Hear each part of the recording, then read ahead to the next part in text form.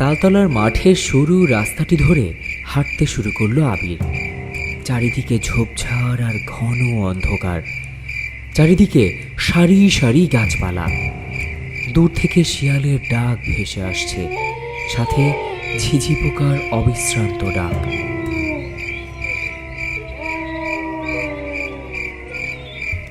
না, আমি যতই সামনে এগোচ্ছি ততই আমার গাটা ঝমঝম করতে লাগছে।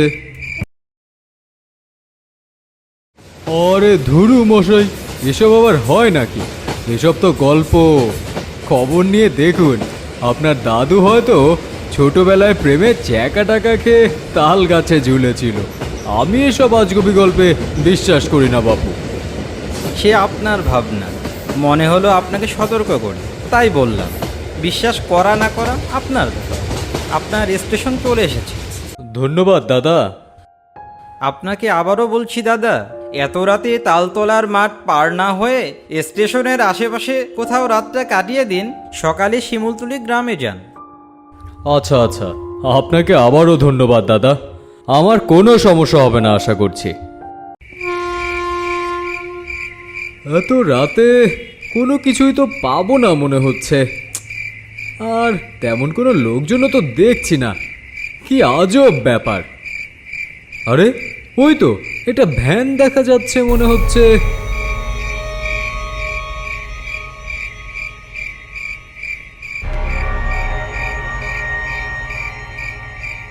ও দাদা, আরে ও দাদা, শুনছেন? কি হয়েছে? দাদা, শিমুলতলি গ্রামে যাবেন নাকি? শিমুলতলি গ্রাম? এই রাত দুপুরে মজা করেন ভাইয়া? আরে আরে, মজা কেন করব দাদা, ভাড়া বাড়িয়ে দেব। আমার খুব জরুরি ভিত্তিতে যেতে হবে দাদা। দেখো ভাইয়া, তোমার জরুরি কাজ থাকতেই পারে, কিন্তু আমি জেনে শুনে ওই মৃত্যুকূপে ঝাঁপ দিতে পারবো না কো। মৃত্যুকূপ? কি বলছেন দাদা? ট্রেনে একজন বলল তালতলার মাঠে নাকি ভূত আছে, আবার আপনি বলছেন মৃত্যুকূপ। বলি, এখানকার সবার কি কিঞ্চিত মাথায় সমস্যা আছে নাকি? কি কি বললে? না না না দাদা, বলছিলাম যে আমার যেভাবেই হোক রাতেই শিমুলতলি গ্রামে যেতে হবে। আমাকে একটু পৌঁছে দিন না দাদা। যা ভাড়া বলবেন তাই না হয় দেব, না হলে আমার বড় বিপদ হয়ে যাবে। দেখো ভাইয়া, আমি তালতলার মাঠ পার হতে পারবো না, তোমাকে বড় জোর মাঠ পর্যন্ত দিয়ে আসতে পারি। চলবে? চলবে দাদা, চলবে, বরং তাই চলুন। বাঁচালেন দাদা।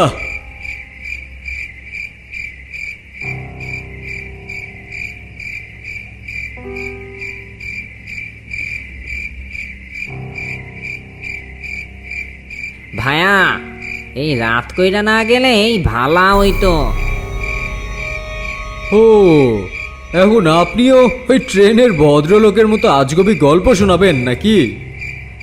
আজগুবি না ভাইয়া, আজগুবি না, সত্য ঘটনা।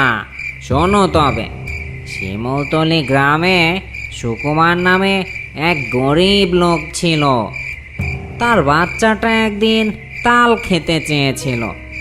সুকুমারের কাছে কোনো টাকা পয়সা না থাকায় জমিদারের তালতলার মাঠ থেকে একটা তাল চুরি করে নিয়েছিল। জমিদার ছিল ভীষণ খারাপ লোক। সুকুমারের সামান্য তাল চুরির অপরাধে সুকুমারকে তালতলার মাঠে একটা তাল গাছে গলায় দড়ি দিয়ে ঝুলিয়ে রাখে। এরপর থেকে ওই তালতলার মাঠে রাত্রিরেতে সুকুমারের আত্মা ঘোরাফেরা করে। মাঠে রাত্রিবেলা কাউকে পেলে তালের লোভ দেখিয়ে মাঠের মাঝখানে এনে এই তাল গাছে ঝুলিয়ে দেয় গো। ভ্যানওয়ালার কাছে মূল ঘটনা শোনার পর আবিরের বুকটা একটু হলেও কেঁপে উঠল। গল্প করতে করতে তালতলার মাঠের কাছাকাছি চলে আসলো আবির। ভাইয়া, এবার ঝটপট নেমে পড়ো দেখি, সামনেই তালতলার মাঠ, ভ্যান আর যাবে না সামনে।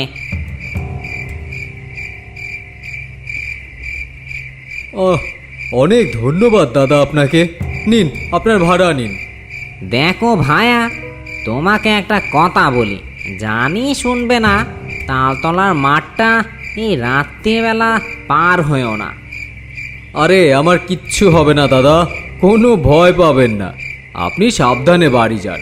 এই কথা শুনে ভ্যানওয়ালা তার ভ্যান নিয়ে চলে গেল।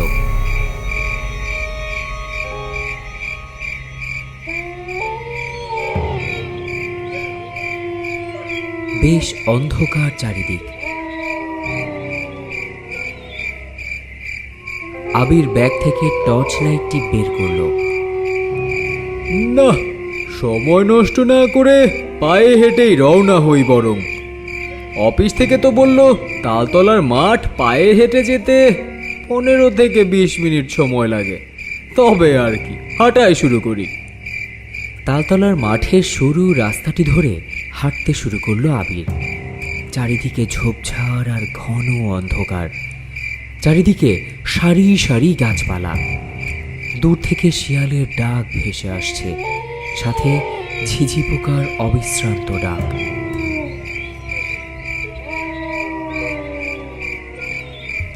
না, আমি যতই সামনে এগোচ্ছি ততই আমার গাটা ঝমঝম করতে লাগছে।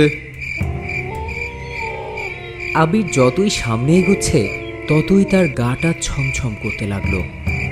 আরও কিছুক্ষণ হাঁটার পর তালতলার মাঠের প্রায় মাঝামাঝি প্রবেশ করলো সে। না, সত্যি জায়গাটা খুব ছমছমে। লোকটা কি তবে সত্যি কথাই বলেছিল নাকি চিন্তায় পড়ে গেলাম বাবা। এই ভেবে আর একটু জোর পায়ে হাঁটতে লাগলো আবির। আবার কিছুক্ষণ হাঁটার পর ধপ করে একটা শব্দ হলো। আবির তাল পড়েছে ভেবে লাইট মেরে তাল খোঁজার চেষ্টা করলো, কিন্তু কি অদ্ভুত ব্যাপার, কোনো কিছুই চোখে পড়ল না। আবার জোর পায়ে হাঁটা শুরু করলো সে। কিছু দূর যেতেই এবার পেছন থেকে ধপ করে আবার শব্দ আসলো। ঘুরে লাইট মেরে সে এবারও কিছুই দেখতে পেল না। এবার আবিরের বুকের ভেতর ধুক ধুক আওয়াজ করতে শুরু করলো। সামনে একটু দূরে চোখ পড়তেই আবির যা দেখল তাতে তা দেখার জন্য একেবারেই প্রস্তুত ছিল না সে। দেখল তাল গাছে 2 পা ছড়িয়ে একটি ছায়া মূর্তি বসে আছে আর অট্ট হাসি দিচ্ছে।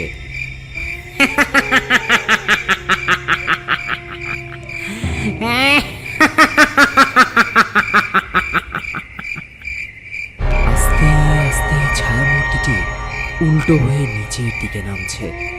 যেই না আবিরের কাছাকাছি ছায়ামূর্তিটি আসলো, এত বিভৎস চেহারা দেখে আবিরের প্রাণ তখন যায়। শরীর কেমন যেন অনেক ভারী হয়ে গেল। আবির ভয়ে কাঁপতে লাগলো। হঠাৎ করেই আবিরের মাথায় আসলো তার ব্যাগে তার মায়ের দেয়া এক মন্ত্রপুত রক্ষা কবচ তাবিজ রয়েছে, যেটা আবিরের মায়ের গুরুমা দিয়েছিল।